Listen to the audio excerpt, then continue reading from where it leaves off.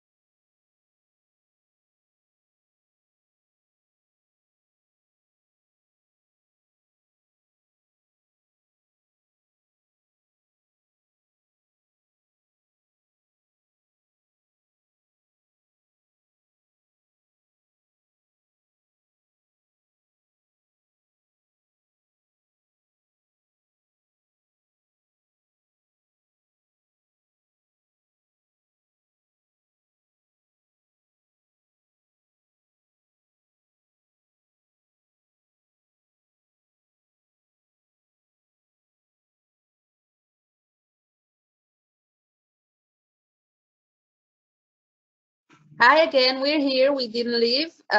Just waiting for a few more to join us because the numbers are still rising, and we have almost half the registrants have started, and we have more than enough time today. So I'll wait a little bit more, and then we start.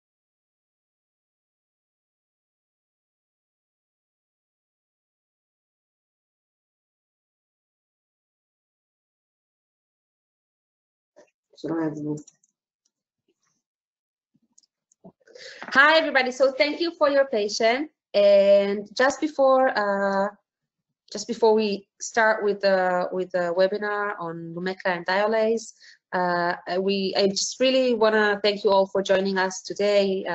Those of you who joined us yesterday, thank you. It is our pleasure to be able to give these webinars at these super weird times. So yes, we will do our best, and if there are any needs or requests or difficulties using the software, the GoToWebinar software, or whatever questions regarding the clinical material, you're welcome. At the end of each webinar, we will have a survey that enables you to answer some questions. It's very important for us so we can better our use of these webinars, and it'll give us very, very informative feedback. So use that, please. Another thing is just a little bit about how to use that webinar software. So on the right-hand side of your screen, you would see the panel. So for this webinar, I have already uploaded some files. So you have the PDF version of the presentation that I'm using today, and you have the QRG for Lumecca and for DiolazeXL. So you're very, very welcome to download them, save them, and use them. Additionally, what you can do is ask questions during the webinar. Now, I don't promise I cannot promise I'll see them all, because I will actually be giving the lecture and probably focusing on that one. But Judy will help me. Judy will help me try and locate all questions. So if you see that for some reason a question is not being answered, you're welcome to do that afterwards, and I will hopefully, I think we should have enough time. I will look through the questions at the end of it, at the end of the theoretical part, before moving on to the hands-on part. I will answer the questions, or try to answer all of your questions. So I think we can start now, if I've covered everything. Didn't present myself. I'm Shahar from InMode Clinical, Dr. Shahar, but you can just call me Shahar, that's fine. From clinical trainer, manager for InMode. So yes, our first webinar on the non-invasive technology will be covering the Lumecca and the DiolazeXL, so light-based technology. I know we're missing the vasculars here, but we'll do that later on, okay? Not today. So yeah.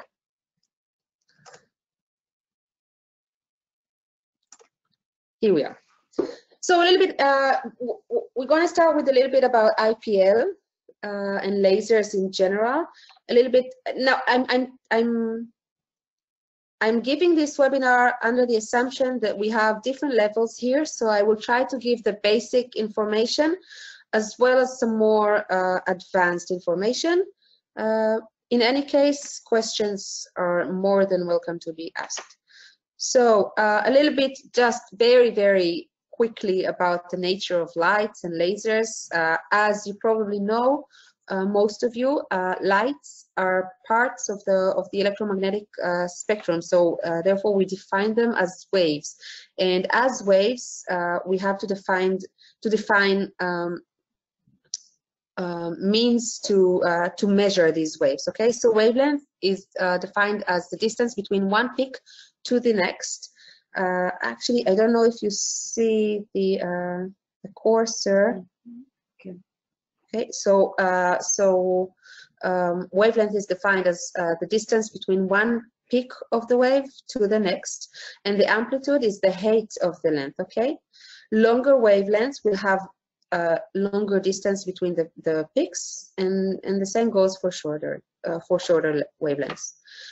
Another definition that may be used is particles, because that's what it is, energy carrying photons, basically, that are that eventually are creating that light we're using and employing in our needs.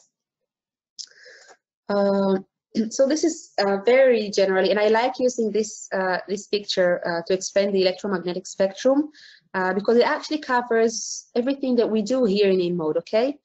It explains why we're using what we're using very well. So on the left side here, you have the super short waves, okay?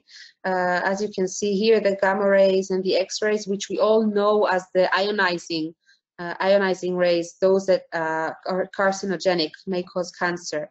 Okay, when we're getting slightly closer to that visible light area, we have the ultraviolet numbers that we're already getting familiar with. Okay, so here we have the visible light, approximately 400 to 700, slightly wider spectrum is the visible light.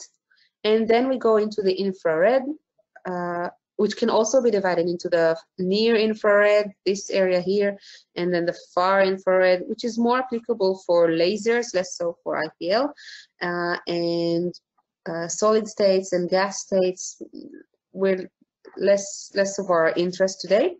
And then on the same spectrum, on the same electromagnetic spectrum, we have the radio waves. Okay, and this is why I like showing it on this scale, because it's very, very clear that it is all part of the same scale that we're using, and it's just about how we are using this type of energy in order to do what we want in the body.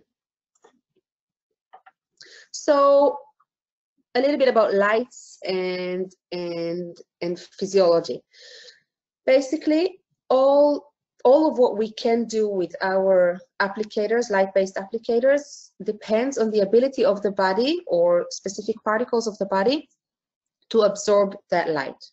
The body has 3 different chromophores or light-absorbing particles that we actually can use for our needs. The first one and most abundant would be water, as we're practically 70% water, our bodies. Then melanin, and the last one would be hemoglobin and oxyhemoglobin. So 3 different chromophores that we're targeting when we're giving light-based therapy. Energy, yeah, well, you know what I mean. So the idea is that we have to consider that graph that we see here in order to be able to use that light, that specific wavelength, to affect the target. So here what you see is the wavelength, and this is the ability to absorb. So, and as you can see, this is a logarithmic scale, so it's quite intense.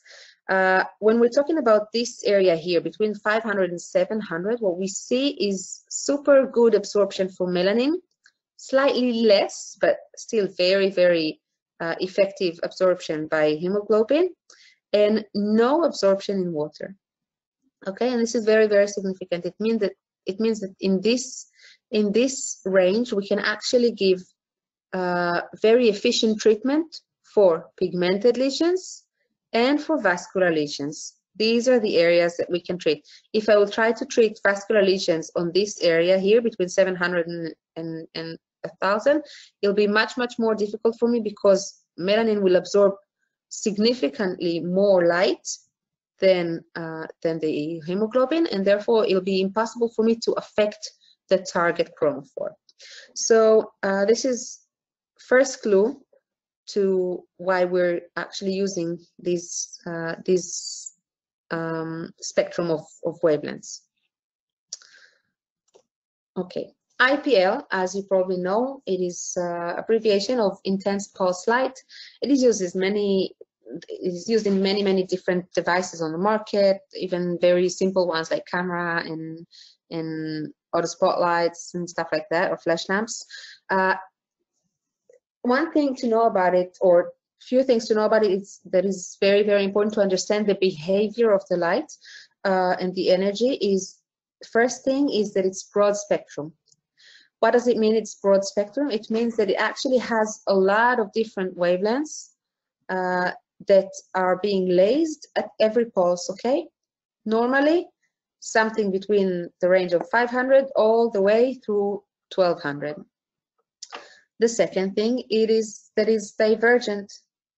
So I actually don't know if you can see me or not. Yeah, okay. So it is divergent. So instead of going like this, like laser goes straight line. So from the point of where it starts to actually where it gets, the laser goes straight. While IPL is basically just standard light, and it goes like this. Okay, so it means that it has less effects as we go as we get distant from the source. Yeah. what do we have here in InMode? So in InMode, we talked about the fact that it is broad spectrum. We talked about what happens, what kind of waves we have on the left-hand side of the electromagnetic spectrum. So for InMode, we are talking about, for the Lumecca, we're talking about two different IPL applicators. One is 515 and one is 580. What does it mean? It means that we're filtering all the ionizing waves, all the UV bad light that comes before that on the left side here. We're filtering it. We're not applying it onto that patient's skin because these would be harmful for our patient, but we're actually applying a, just excuse me. We're applying a filter, sorry. It's not Corona, I promise. It's just a cough. just a little cough and cold, so no worries. So we're applying a filter that enables us to work at the best spectrum of wavelengths to actually target our chromophores. Okay, so melanin and hemoglobin, and we will get exactly to why we're using 515 and 580 and nothing else. A little bit more about our Lumecca, especially when compared to others. So if we're talking about other standard IPL on the market, what we have, we already understood that this area between 500 and 700 is a super good area to work at. So everybody wants to do that because this is something that is not dependent on us. Okay, it's physiological. It's something that has that is determined by the body and less so by us. Okay, so this is the ability of the chromophores to absorb of hemoglobin and melanin. Most IPLs on the market, or all IPLs on the market, have only 25% energy output at this area, this sweet spot, effective spectrum to work at. While InMode, energy distribution looks slightly different, and this is very, very significant. So we have about 65% of the energetic output goes in this sweet spot, in this area where we can actually utilize it in our needs. So that's 40% more when compared to others, and this has very, very significant effect on the single treatment and on the ability of the therapy to deliver efficient treatments over time. And this is a patent of ours. Okay, so this is something that you would not see anywhere else apart from the Lumecca. And the reason is that because in the structure of the IPL handpiece that we have, we actually have it's okay. So I'll go back here and talk about it. We have a patented registered over the fact that we're using low pressure xenon gas in order to be able to increase the energetic output on this sweet spot. Okay, so it does two things. The fact that we're using low pressure xenon instead of high pressure, which is normally utilized by most companies or all companies, gives us the higher energetic pulse output, and second, the fact that we can actually give you an unlimited use of the handpiece. Okay, so all IPL on the market are limited normally for about 100,000 pulses. Okay, so after 100,000 pulses, you're not able to use the handpiece anymore. We're not limiting you, so this gives you another thing. So it's two things: you're very, very effective, and you're unlimited with pulses, and this is super important. Okay, now that we understand what we have in our hands, what kind of IPL technology we are having and using, let's talk about how exactly it interacts with the skin. And the interaction of light with the skin is true for IPL and lasers as well. Okay, so we will do it once. And yeah, we talked about the target tissues. Basically, we're dividing, we have to consider the depth of the target. Okay, so we're talking about the epidermis, the most superficial, dermis, slightly deeper, and hypodermis. Now, when talking about light-based devices, we're mainly targeting epidermis and dermal layer, epidermal-dermal junction, superficial dermis, and less so deep dermis, definitely no hypodermis, okay, or subcutaneous fat tissue, whatever you want to call it. And these are the different structures that we can actually target when using light-based devices. So pigmented lesions, they may be epidermal or junctional, blood vessels, sebaceous gland, acne, collagen fibers, a little bit of dermal septa, hair follicles. These are the main target structures that we can target in the tissue. And there are 4 different types of interactions of light with the skin. The one that is of our interest is absorption. So this is the only one that is actually useful for us. And if you see, we have only 30 to 40% of the energy of the pulse that we're delivering is actually being absorbed by the tissue. The rest is being transmitted through, scattered, reflected, whatever. But all these 3, the transmission, scattering, and reflection, would not be useful for us. That would not cause the thermal effect that we want to cause in the tissue. So if you take this into consideration, and the fact that most IPLs in the market, except Lumecca, only give 25% output at the effective range, at the sweet spot, you get very inefficient treatment when talking about IPLs in general. But when you take the Lumecca, significantly more efficient treatment. Okay. Additionally, this is something, again, this is not unique for us, but this is, as most of you are already familiar with, the principles of selective photothermolysis. This is something that all light-based treatments are based on, okay? So photothermolysis, basically we can break that down into 3 words: photo, thermo, and lysis. Photo is the light, so light is being absorbed by the target, so either pigmented lesion or hemoglobin, and then it's being transformed into heat, thermo, photothermo, okay? The heat that we're creating in the body is then causing the destruction of that target tissue, lysis, okay? So photothermolysis. Now, it's not only that we're doing that, but it has to be selective, and this is a key word, because if it's not selective, we're basically going to destroy whatever comes in our way. So it has to have minimal absorption and heat production in the surrounding tissue, and have more higher absorption and effect, thermal effect, and a damage effect on the target. Okay, so this would be the actual lesion. So in order to do that, we have to make sure that the light would penetrate deep enough to reach the target. It should be able to be absorbed by the target more so than the surrounding tissue, and the pulse duration should be short enough in order to avoid the target cooling. Okay, during the time that we're actually delivering the energy. So in order to this all.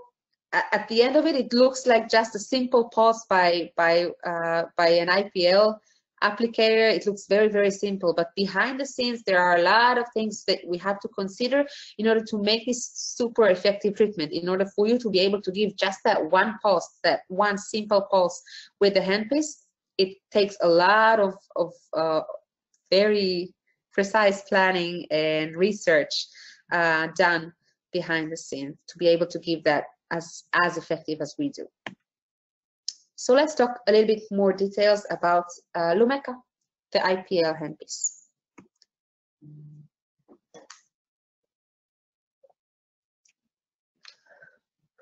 Okay, so IPL. With IPL, as we already kind of touched it, we can actually target several different lesions. So pigmented lesions would be the first one and more effective one. Melanin absorbs the light, transforms it into heat. Melanosomes will then break down and will then be broken down into further smaller pieces, which will be evacuated by phagocytes. Very similarly happens in the blood vessels, okay, in hemoglobin. So hemoglobin will absorb the light and will transform it into heat. That heat will be conducted into the vessel wall, and this is super important because this is unlike the pigmented lesions which are basically just the melanin absorbs, get heated, and breaks down the melanosome, the cell that it lives in. With the blood vessels, it's slightly more complicated, and therefore treating the blood vessels is slightly more complicated, but we can do it very efficiently, so no worries there. The blood coagulates, conducts the heat into the vessel wall, and we actually wanna damage the vessel wall. We want to damage the vessel, not just the blood within the vessel. So that may have different immediate look after treatment. We'll get there soon enough. And then again, clearance by local immune system, so phagocytes. Some IPL textural effects, which are, if you're asking me, would not be the main reason why you would give an IPL treatment to your patient. Okay, so the reasons why I would choose to give an IPL treatment for my patient with the Lumecca would be pigmented lesions and vascular lesions. The textural effects are a bonus. Because we're heating up some collagen fibers, we're causing shrinkage of that fibers, which gives us a transient look of tighter skin, tighter, younger skin. I have to say that RF gives this effect to a much better extent and stays longer. And we do offer this. We're not talking about the format today. We will talk about it, I think, next week. Yeah, so we will cover that, but I think it is important to say IPL give you that effect, not to the same extent as RF, and we give you that choice as well. So a little bit about the technological specifications of our handpiece. We're talking about IPL, intense pulse light. The spot size is always the same, 3 centimeters square, so 10 on 30 millimeters. The pulse repetition rate is 1 pulses per second at all energies, and this is again something that is quite unique because a lot of companies have to lower the pulse repetition rate, probably something around 1 pulse every 2 seconds or something like that, because the handpiece is just not energetic enough, especially not at higher energies. Okay, wavelengths.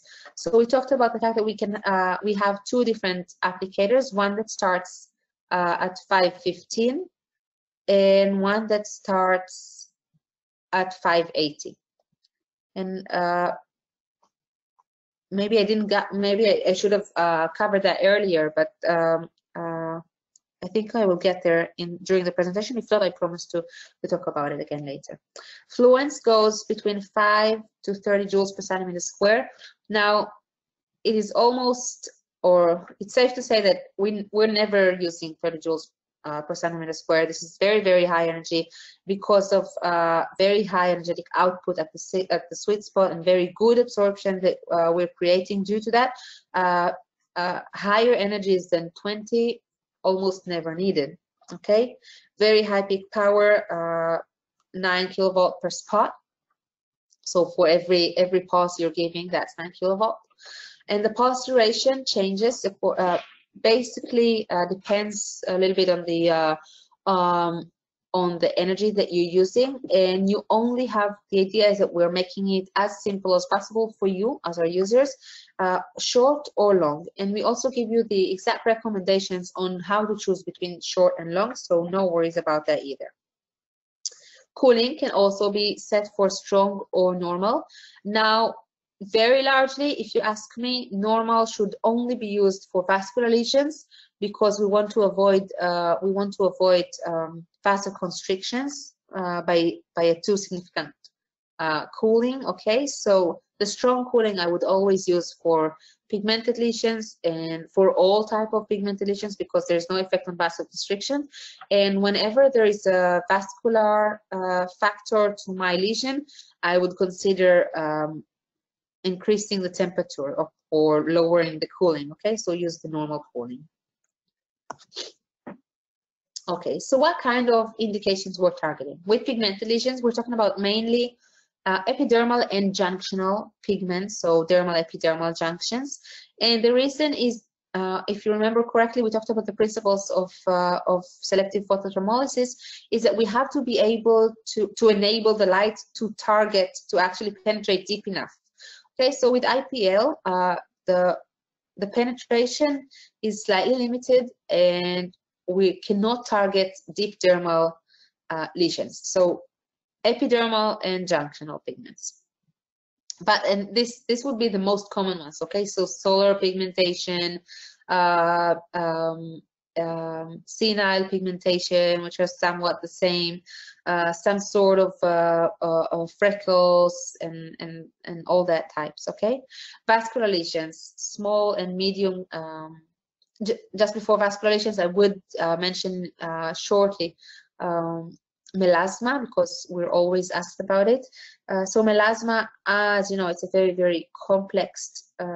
It's a very complex indication to treat for many reasons. One is the where it's located in the skin. Okay, so it has an epidermal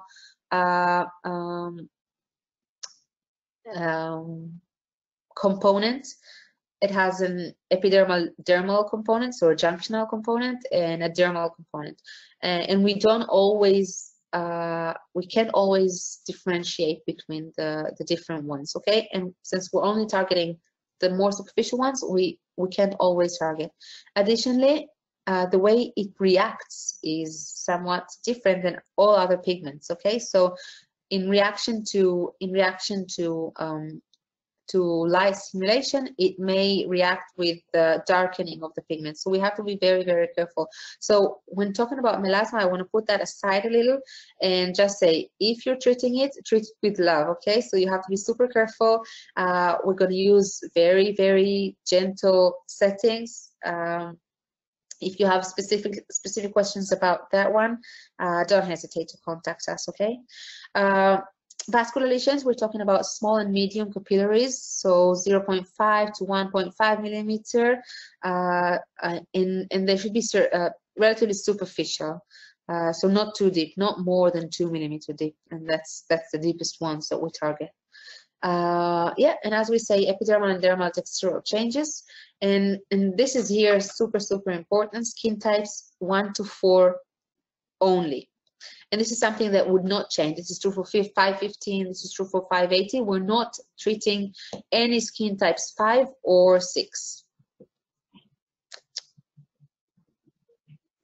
Okay, this is another representation of what vascular lesions we can actually target, and enables you to understand better where they're located based on their look. So red ones are normally representing the more superficial vessels and the smaller ones, okay? So ones like telangiectasias on the side of the nose, okay? Brown and purple ones we see are deeper ones, larger ones, and slightly deeper ones, okay? So these ones we can target. Other ones are not approachable normally by the IPLs, and we're not targeting them. Okay, now that's the point where we're actually getting into that more hands-on-y part, okay, which I don't tend to read through during my trainings. It's something I cover when I do the hands-on part.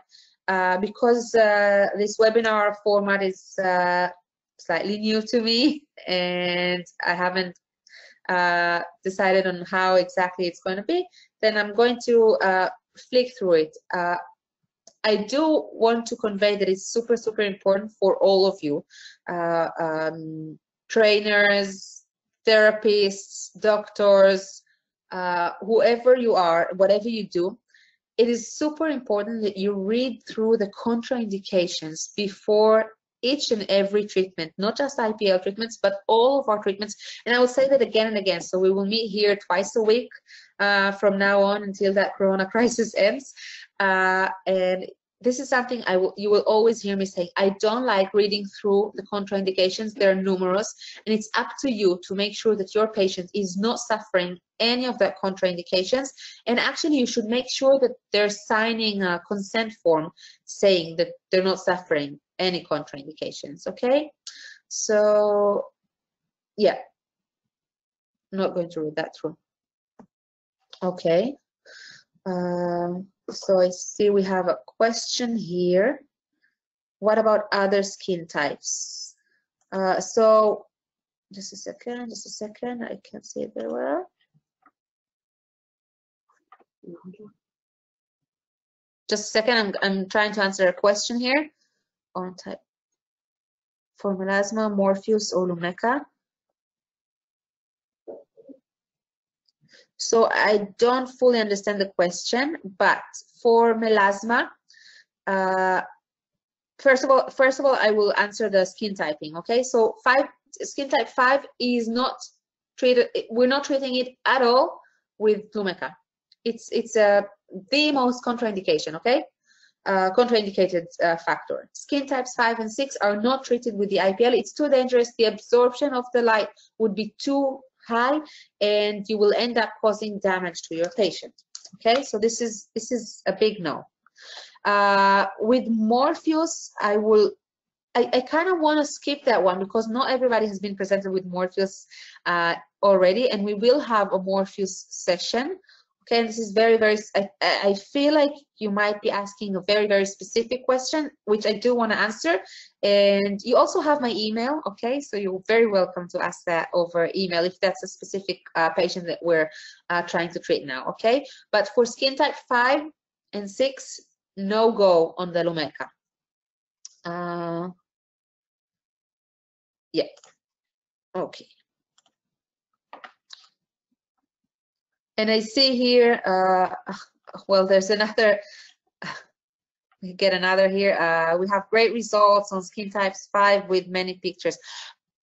I can only give my recommendations, okay? So I know what is safe to use.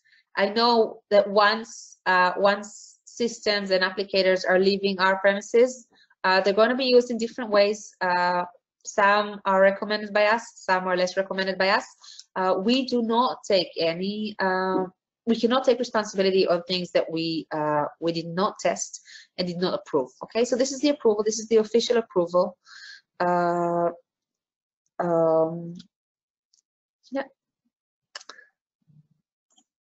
Okay, so moving on. So as we say, we take full medical history of the patient, and at this point, it is super, super important that you actually manage the expectations of your patient, okay? Because a patient that would think that one pulse and you're done for lifetime would be an unhappy patient, because this is not what we're offering. Some would require more than a single treatment. Some would require maintenance treatment. So they're going to have to meet with us every few months. I would never, ever promise complete clearance of the pigment, because I don't, even if I think that I know exactly what it is, I might be surprised. And if I promise a complete clearance, then my patient will not be happy. But if I promise I can improve it, and I did improve it, and the patient is ready for an improvement but not full clearance, they'll be happier with the results. And this is, at the end of the day, this is what we want. We want happy patients.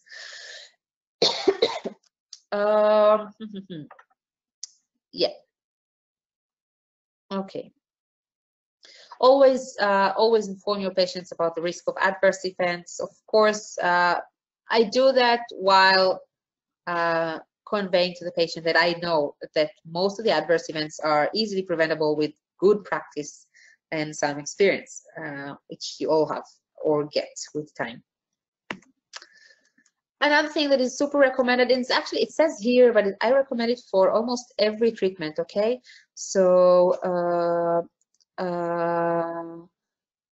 photography before and after. So sometimes patients tend to forget what they came for. So they came with a big, massive pigmented lesion on the left cheek, and they came treating that to treat that one, and suddenly it's not there after a month, and they forgot all about it, but they're not happy about something else in their face, and then you show them that the before picture, and then wow, I completely forgot about that. So before and after pictures are super recommended for all technologies. Yeah, now it's actually hands-on part, so I will get there. And we received another questions. How about treatment of Botox and fillers? So theoretically, depending how deep they reside, okay. And Botox, it's not a problem. I would recommend wait 2 weeks after for complete binding of the toxin to the receptors.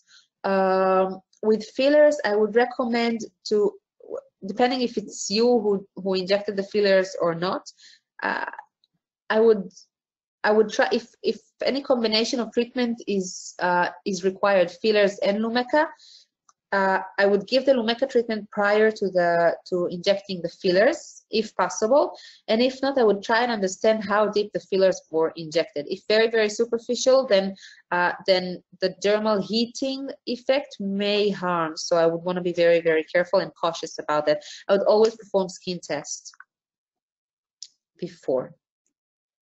Okay, so this is something, this is very, very hands-on part. We will cover that after we'll finish the theoretical part for both Lumecca and DiolazeXL. Just a second, few more questions.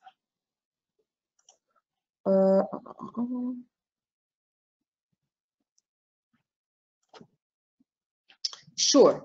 Okay, so we were asked how exactly we get 65% higher output, or not higher, 65% output at the energetic at the sweet spot. Okay, so the reason why we get, and I will take us back to that slide again quickly. Flick back there. Where is it? The reason why we have 65% output as opposed to 25% output is due to the fact that we're using low pressure xenon gas in that flash lamp. Everybody uses xenon gas in their flash lamp to create that light that we're emitting on the skin in order to be utilized for the actual treatment, to treat the pigmented lesions or the vascular lesions. Everybody is using that gas, but they're using very, very high pressure. Now, we have found out after a lot of research and development work was done that low pressure, except for actually maintaining the a working flash lamp for longer in time, actually gives us a significantly higher output of energy at this range of wavelength, at the effective wavelengths. So this is the reason why it's so different and so much more effective. I hope that this one is that it does give you an explanation. If not, we can go back to that later on. Okay, I'll give you a more. I think I don't want to get into the details of the technology because I'm not sure. I am sure that we don't have the time for that. So if you'd want, you can continue, follow up on that question later on. Okay. I think yeah.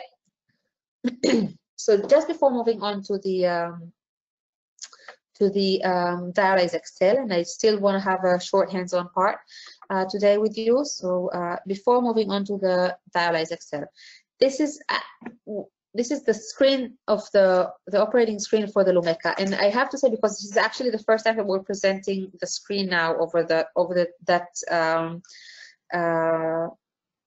mean of communication. To me, it's very, very important that you understand the concept of the screens, because once you understand this, you can understand very, very easily how to use all of InMode's applicators. And the idea is to simplify it as much as possible while giving you the option and possibility to work in the safest and most effective way. So we're not taking your ability to control.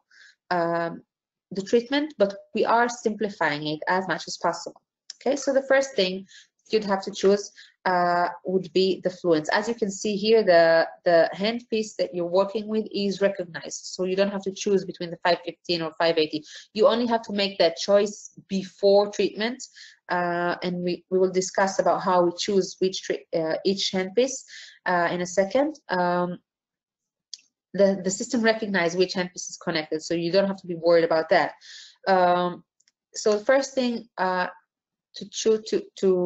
to adjust would be the fluence, and you do that based on the recommended parameters of the QRGs. And this is especially for new users, for unexperienced users, or for darker skin types.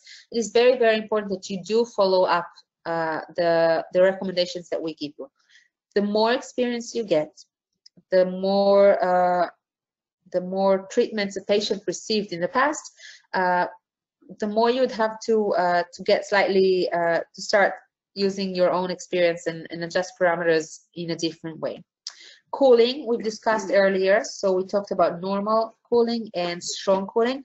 As I said, strong cooling should be used always, apart from when we're talking about vascular lesions. When talking about vascular lesions, what we want to do is use normal cooling in order to avoid vasoconstriction.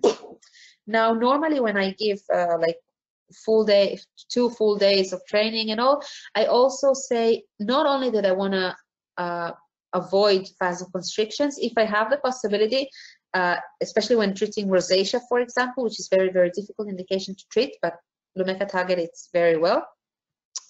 I sometimes actually want to create some vasodilation, and if I have the Forma, which we will cover in the next sessions, if I have the Forma applicator as well, I can heat up the skin a little bit prior to the treatment, and then create that vasodilation and target my vascular lesions in a better way.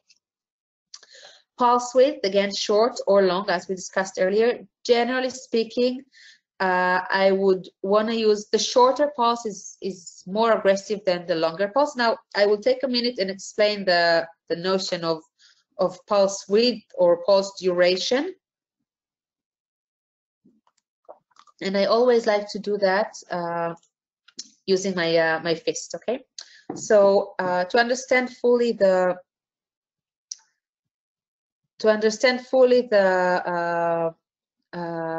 difference between short pulse and longer pulse, I use this. Okay, so imagine my fist. My fist is the fluence. It's my energy that I'm investing in every pulse. Okay, so I can deliver that energy, the same amount of fluence, let's say 10 joules per centimeter square. I can deliver it very, very, and I want to get slightly further away so I can actually show it better. So I can deliver it very, very fast, like this, over a short time, short pulse, okay? And you can hear the effect. Or I can deliver it over a longer time, so longer pulse duration, longer pulse width, okay? So this would be a short pulse, more aggressive, and this would be a long pulse, slightly less aggressive. And therefore, we're using the shorter pulses for lighter skins and the longer pulses for darker skin. This is another safety feature that we have. Yeah, pulse mode is just the speed that you work with, and we can discuss that over the hands-on part in more details. Okay. And this table here actually shows you, it's a brief of the QRG. Okay, so if you downloaded the file that I put in that webinar here for you, here are in-modes recommendation for treatment. So you see the first thing is division by skin type. Skin types 1 and 2 we recommend using applicator that utilizes 515. And the reason is because we're having higher absorption in melanin with 515. If you remember the logarithmic graph for absorption coefficients, then 515 has significantly more absorption by melanin when compared to 580. So for darker skin types 3 and 4, we would always use 580. And I think everyone should know which are their main customers, which is the main audience that comes into their clinic, and based on that one, you can decide which of the applicator or both you might need. Okay, and then we're dividing it into pigmented lesions and vascular lesions.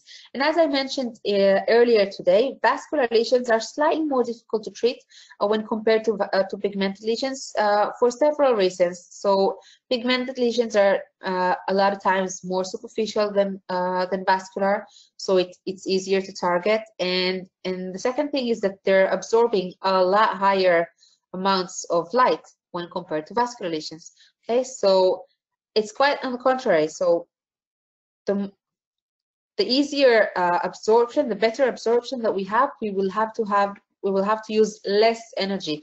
And this also the reason why a darker pigmented lesion would require much less energy. So imagine a very, very condensed dark pigment on your patient, and you'll say, no, normally patient, it's fine, because normally patient will actually treat it they would think it goes the other way around. They say, it's a very light pigment, you'll take care of it, no problem. So just one pass and you're done.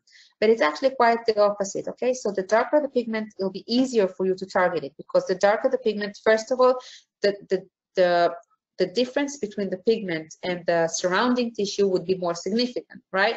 So it helps with the selectivity of our pulse. That's the first thing. And second, because it's darker, it means that it contains a lot more melanin. If it contains more melanin, it means that it absorbs a lot more light. If it absorbs more light, the thermal effect would be more significant, and therefore the destruction of that pigment would be much, much more effective. So the darker the pigment, the lower the energy that we might need to use.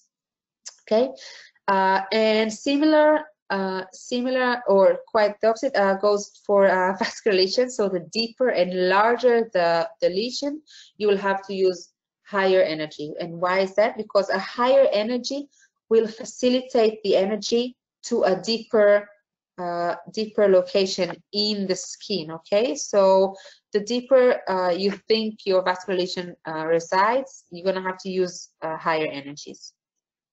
Of course, all energetic settings will have to be will be within the safe zone. Okay, so we cannot increase the energy more and more until the point that we're actually harming our patient. We have to actually consider safety first. So we don't want to remove half the cheek with the pigment, but we want to remove just the pigment without removing the cheek. Okay, so this is something that we also always have to consider. Another thing to say here, I think, or normally I say that during the hands-on part, but again, test spot. So, and this is true for everything, for all except for the, I think, forma and the body effects, that it's slightly less required. For the Lumecca, the DiolazeXL, future applications that we will cover will be Morpheus and Fractora. We always ask you to perform skin test or test spot. It doesn't matter how you call them, it matters that you do perform them. And what does it mean, a test spot? It means that you're going to use energy recommendations from that table here for that specific lesion, and you want to test the treatment area. Okay, so if I'm treating the facial area or if I'm treating the décolleté, I would choose to perform a skin test on a relatively hidden point on the treatment area. So if it's face, I will go over here or over here, because I want to see the reaction of the area. I want to see, I would give 2 or 3 pulses at different energies, and I will look for the reaction. Okay, so I would give at 8, at 10, and 11, for example, for very light skin, and see the reaction. If I see very, very significant reaction at 10, I would not want to use 11 on the full face, for example. Okay, so this is the idea. If I see that I don't get any reaction at 8, then I might need to increase the energies. So you always want to perform a skin test that would enable you to deliver your treatment in a safer and in a more efficient way. One thing to say about the skin test is how long you have to wait. Okay, so for lighter skin types 1, 2, 3, wait 15-20 minutes after the skin test, and then you can deliver the treatment. That's enough. For the darker skin types, 4 and above, you're going to have to wait at least 24-48 hours due to delayed reaction. Okay, and this is something that you tend not to believe until you actually see that, and it's super important, especially when talking about the DiolazeXL, but also for Lumecca. The delayed reaction exists. You may give some pulses on your patient, see no reaction, no immediate reaction, and then 2 days later a blister will develop. So especially with darker skin types, especially with the DiolazeXL, when we're giving hair removal on extensive areas like the legs, for example, you want to make sure that you're working in a safe way. Okay. Immediate response. So what do we expect to see immediately after we're giving a pulse of the Lumecca? So for pigmented lesions, we're talking about mainly darkening of the pigments immediately after, a few minutes after. Darkening of the pigments. We may also see a little bit of erythema and edema surrounding the pigment. Okay, so you'll have like a red aura surrounding the pigment. For blood vessels, what we see is darkening due to coagulation. Okay, and we can also see erythema and edema around the blood vessels again. Blood vessels may react in slightly different ways, so they may turn darker, they may disappear immediately after treatment, and they may, and a very important way to assess reaction of our blood vessels is to check the capillary refill time. So this is something I normally demonstrate during the hands-on part, but today we have a very special patient that her capillary refill time is 0. Lisa. So yeah, her name is Lisa. We'll get really close with her in the next few weeks. So the idea to check capillary refill time is to see if the vessel is active. So I kind of press my finger over the vessel and see if I erase it and it's blanched, and then I see if it gets refilled with blood again. Okay, so this is the idea. Yeah. I think we're done here. Okay, what happens to that pigments that are getting darker in the blood vessels? So blood vessels will basically be cleared if completely coagulated and immune mechanism, and the pigments, mainly the more superficial ones, will transform into crusts on the next few days. So normally 24-48 after the treatment, they'll cast and will just flake off. Okay, so this is super important that you're instructing your patients not to peel them off, because that would actually may scar your patient's skin, and we want to avoid that. Okay, how about treatment schedule? Vascular lesions normally require slightly more sessions than pigmented lesions, and again, it depends on physiology of your patient, depends on the reaction, specific reaction. This is not something that you can promise before your first treatment. This is something you're going to have to see during your sessions. Okay, you're going to have to talk to your patient about it before. You can say, for this one, I think we might need anything between 2 to 5 sessions, maybe even more. Just prepare your patient, because we don't, because it's a physiological reaction. We don't know exactly how everybody. Same way we cannot promise 6 treatments of hair removal for everybody. It's not possible to promise something like that. If anybody promises something like that, they don't understand the body good enough. Okay. So yeah, vascular lesions normally require slightly more sessions, not less than 3 in my experience. Okay, so 2-3 normally to 5 sessions, about 4 to 6 weeks apart. And pigmented lesions, because it's easier for us to target, as you remember, okay, absorb more light and react better, then we normally need slightly less sessions, 1 to 3 sessions, and we give that every 3 to 4 weeks. And the idea is that we're not delivering the following treatment before the skin is healed completely. Another thing that is actually not said here, but it's super important, is maintenance treatment, okay? So maintenance treatment, normally after I'm done with the initial series of treatments for my patient, I would still have to see my patient every few months to maintain that good results. So if I perform the full facial with the Lumecca for pigmented lesions, and my patient is happy, and summer, that was, let's say, June, and summer has passed and my patient has exposed herself to sun to a lesser or a higher extent, and then around October she's starting to show some pigments again. That's normal. Don't be scared, don't be afraid of that. It's completely fine. We just have to prepare them for that, and then we're going to deliver another treatment, maintenance treatment. Okay, we kind of covered that already. And some before and afters. Now, I don't want to spend too much time on that. You can all see before and afters, really good before and afters pictures on the InMode Resource Centers. On the InMode Resource Center.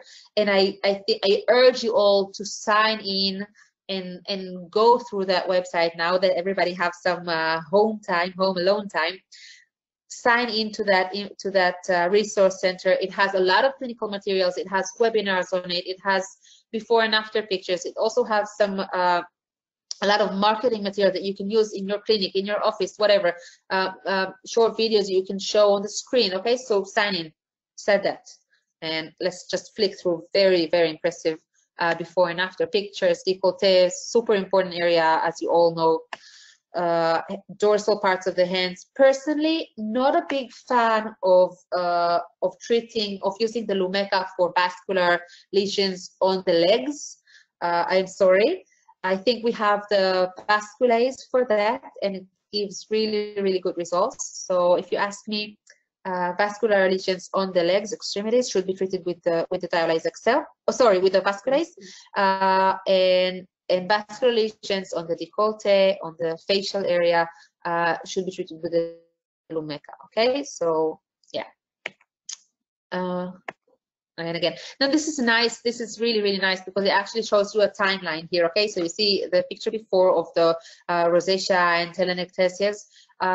Here, 72 hours afterwards, you see the well, it's not the immediate reaction, but you see the reaction, and you can actually prepare your patient to what they, because a lot of times they get scared with, what did you do to my face? It all got darker, and but then after a single treatment, her face are like, we took years away of her face, and this is life-changing for that patient. Here, I think here we're talking about more than a single treatment, or just a single treatment again. Yeah, sorry, thought we have some combination treatments, but we don't. Okay, few seconds and we're moving on to lasers. Just a second.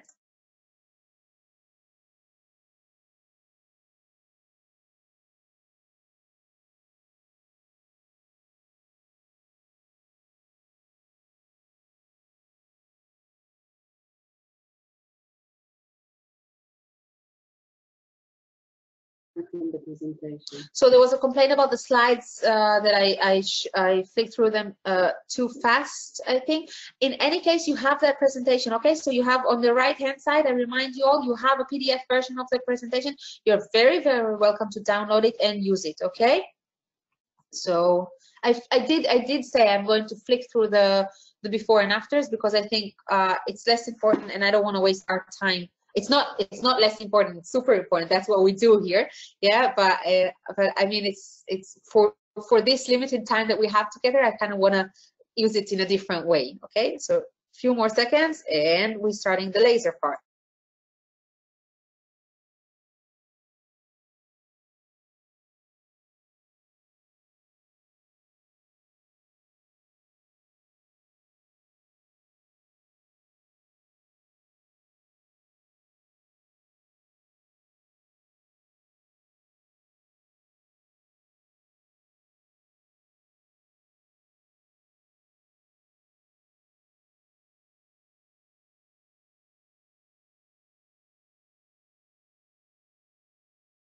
Okay, so lasers.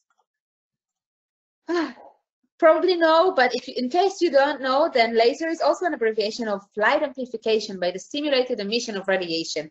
Now, I normally do kind of cover the basics of how we build lasers and all, but I think we're a little bit short in time. We have less than an hour left, and I do want to do a little bit of hands-on part. So I promise, if you would want to learn more about that, I'll give you everything that you need.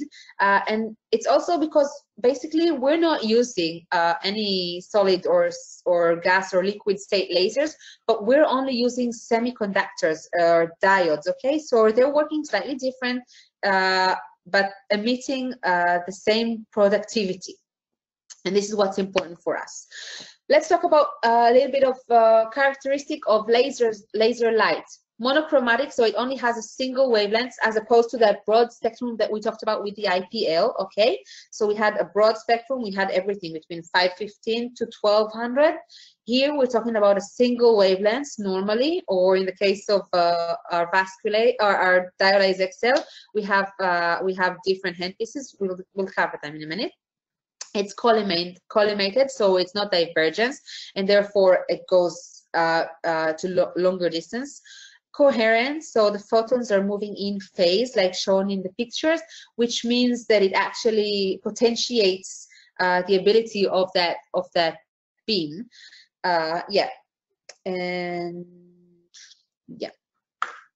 So DiolazeXL, it's DiolazeXL used for hair removal, and again, we can only use what the body enables us to use. So we're very restricted with what we can do on the body, and we have to understand physiology and then apply our technology on it in the best way. So we have to go through the epidermis that contains melanin and go deep enough, because remember we talked about the need to go deep enough into that tissue. Now, if I will target this area here, the hair shaft, I will not get good hair enough removal.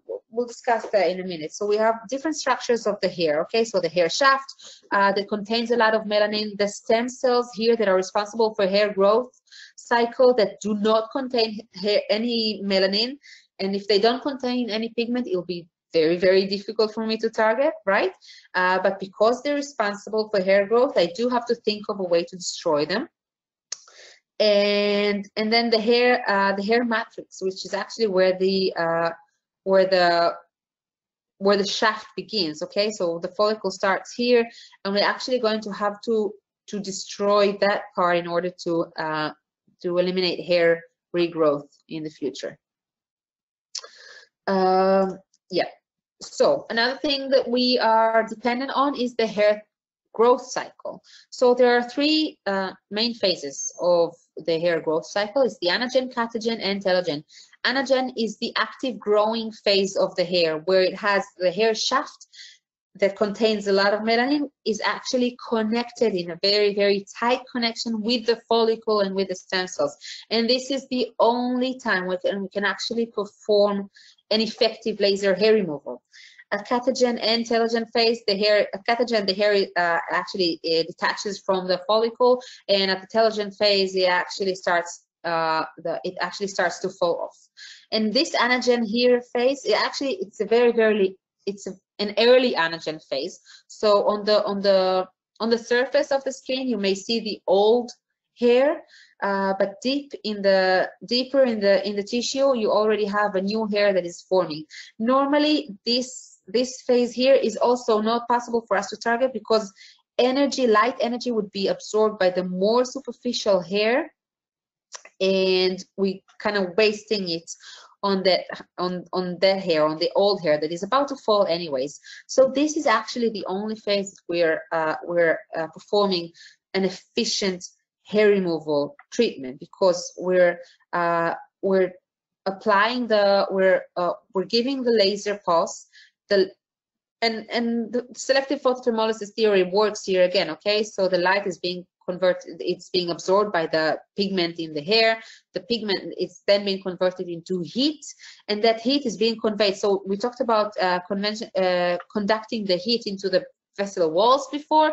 Now we're conducting the heat all the way through the follicle and to the stem cells that's surrounding that hair shaft, and that helps us with the destruction of these two super important structures.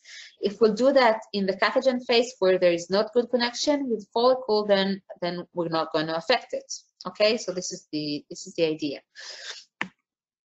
Okay, we kind of did that now. So this part. So yeah, what happens after the treatment is that a hair that actually absorbed the light and conducted the heat into that follicle and to the stem cells will actually get detached from that papilla, from the factory, as we called it.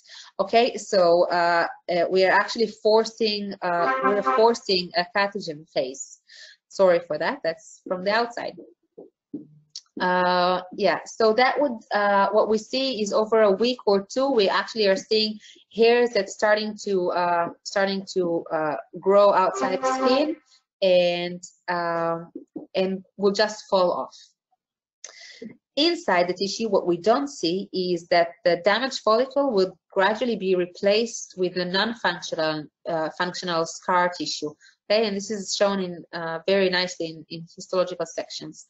So, but this is something that the customers or us, we don't see because it's inside the dermis.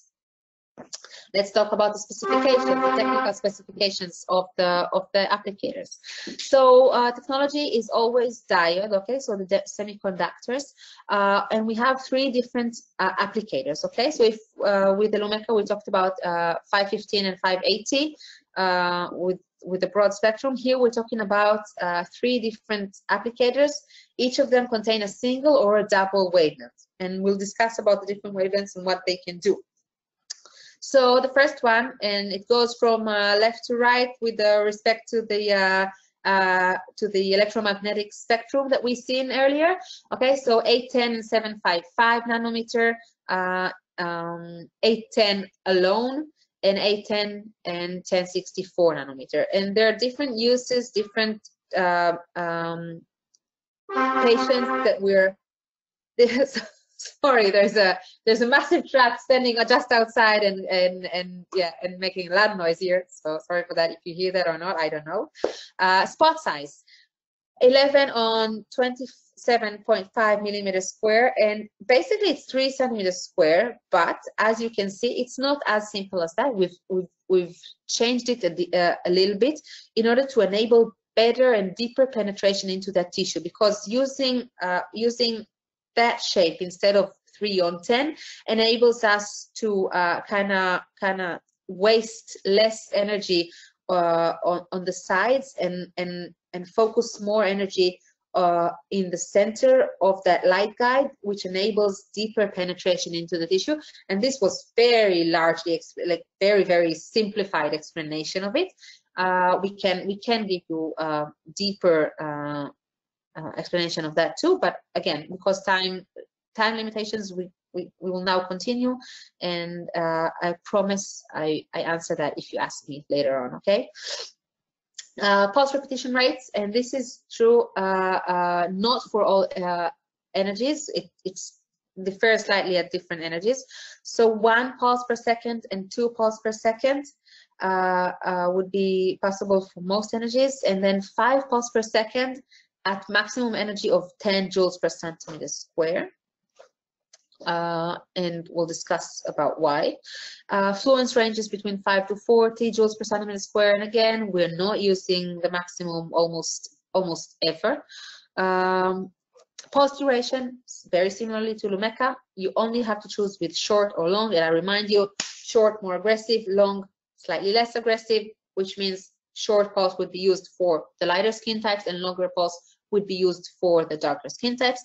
And if you ask me with regards to cooling with DiolazeXL, since we're not targeting any blood vessels or anything like that, I always go for strong. It's better for the patient, safer for the patient, enables me to work slightly higher energies, and I can actually deliver a more efficient treatment. So let's talk about the different wavelengths. As you remember, we've seen that very, very early in the presentation today. We have to choose our wavelengths based on the ability of the body to of the chromophore in the body to absorb that light. So this is, well, this was moved for some reason because the yellow line which represents melanin should actually go here. Okay, it's higher than the hemoglobin. This is the hemoglobin. You see the double peak here at around the 500 to 600. This is the hemoglobin. This is the water, and the yellow one was shifted for some reason, and I'm sorry for that. But it should go like this, like here, because the absorption is higher. Maybe I can try and fix it quickly. No, sorry for that. Okay, so you'll have to believe me. So at 755, as you can see, or maybe I will, what I will do is flick back very, very fast to that first, one of the first slides that we saw. Sorry for that. Here, that's the one. Okay, you see that's the melanin graph, and you see it's higher than the has better absorption than the oxyhemoglobin and the hemoglobin that is not shown in this graph. But yeah, so we're talking about the DiolazeXL, and we're using melanin because the targets in hairs are only melanin. So 755 would go around here, okay? Higher absorption than 810, and definitely higher absorption than 1064. Okay, so this is what it's based on. And again, I will quickly go back to our laser part.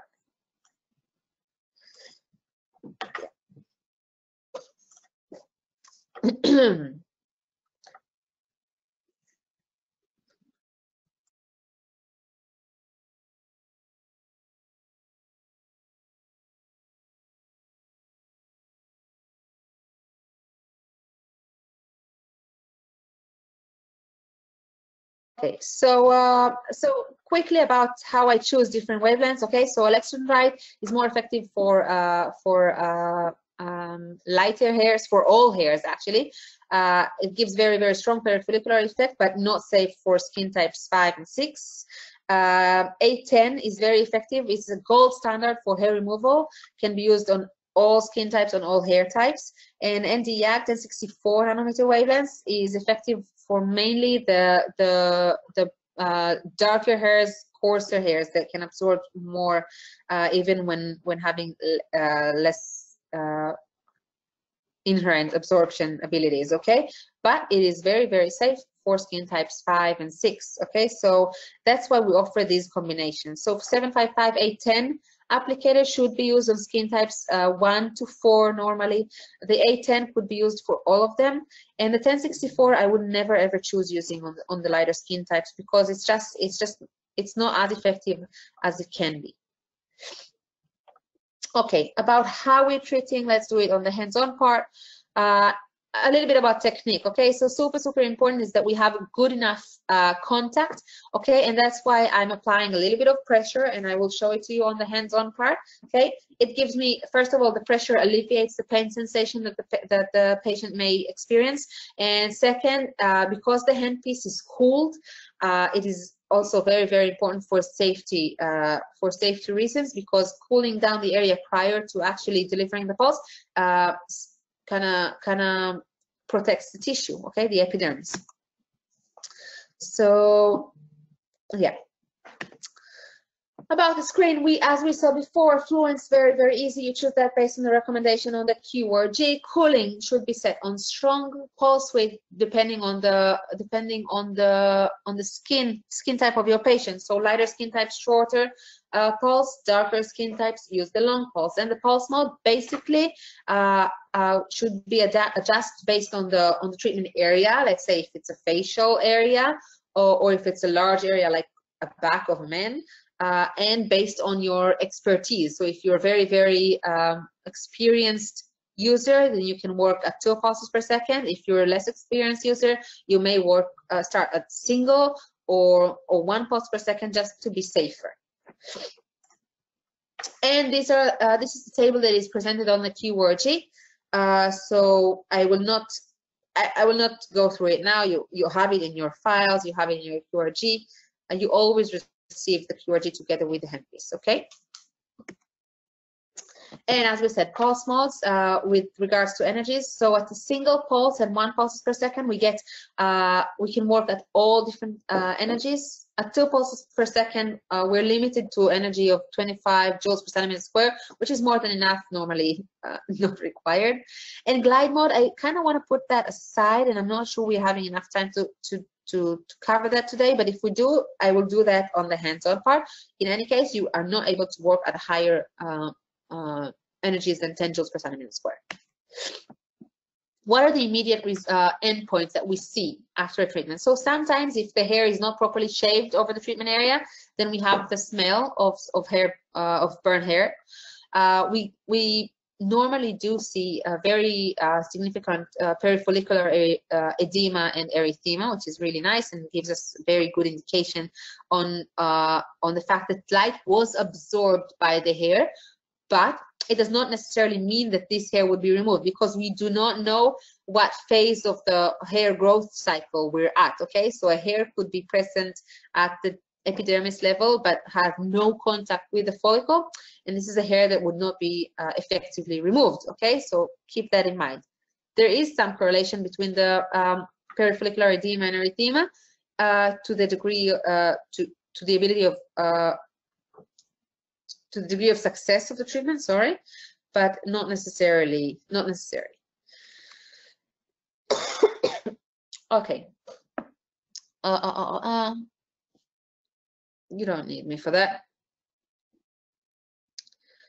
So we were asked why laser gives paradoxical hair growth. So laser doesn't give paradoxical hair growth normally, unless working with too low energies. Okay, so this is very specific case of bad technique, I would say.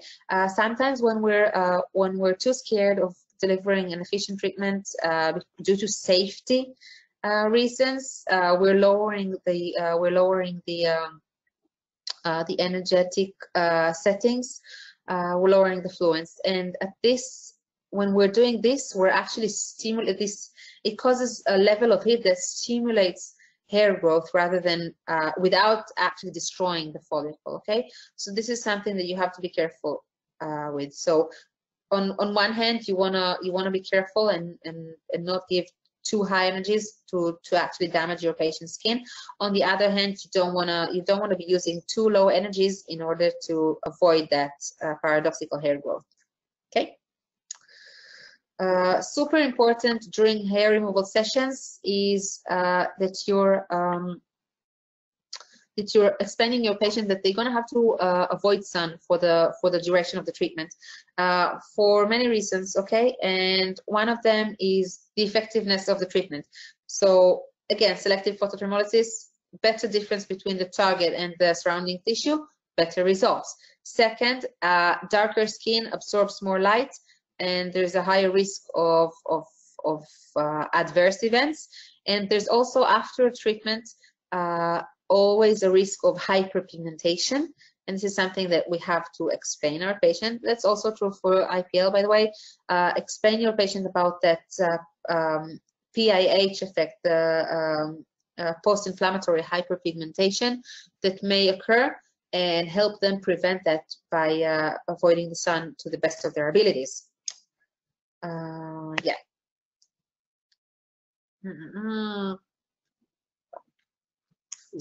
Quickly through that, it's very similar to what we discussed about with the pigments, with the Lumecca. Okay, lighter hair might require more sessions. Finer hair, which which absorbs less light. Okay, it's thinner and therefore has less melanin in it.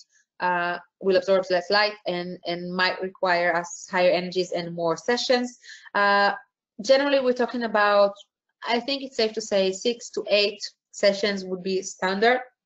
and the interval depends on the hair growth. Okay, so it's not to say that everybody has the exact same time in between treatments and will need the exact same number of treatments, but generally on the body we have longer periods between treatments, 6 to 8 weeks in between sessions.